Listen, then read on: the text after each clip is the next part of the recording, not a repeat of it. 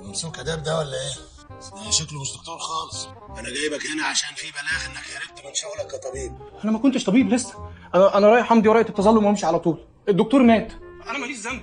لقيتهم بيقولوا لي انت هتبقى مدير الوحده وهيدخلوني في حوارات انا اسفه منها بكتير. اقسم بالله انا لسه بتفرج على كرتون، مش في بالي موضوع المدير ده خالص، فاتخضيت وجريت. ايوه يا ابني، بس دي تهمه تعريض حياه المواطنين للخطر وتهديد للامن العام.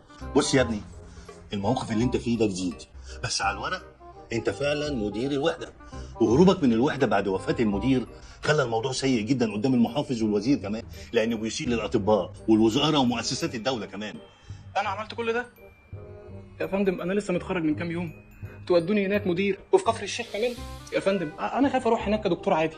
انا ركبت 35 مواصله عشان اوصل هناك، معنى كده ان اقضي سنتين التكليف بتوعي كلهم هناك وابعد عن اهلي. وماله لما تبعد؟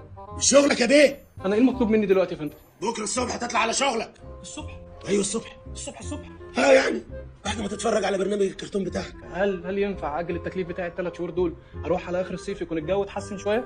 فكره. ايه رايك يا دكتور نعمل له انتداب للوحده المحليه بالجو، على اخر 9 كده يكون الجو طره والمهرجان يكون بدا، تتبسط وتقضي وقت حلو. هو المهرجان اتاجل السنه دي يا فندم؟ احترم نفسك، بكره الصبح تطلع على شغلك. حاضر. خد عسكري. ايه يا فندم ده جايب 99.5%. خدتوه كليه الطب ازاي ده؟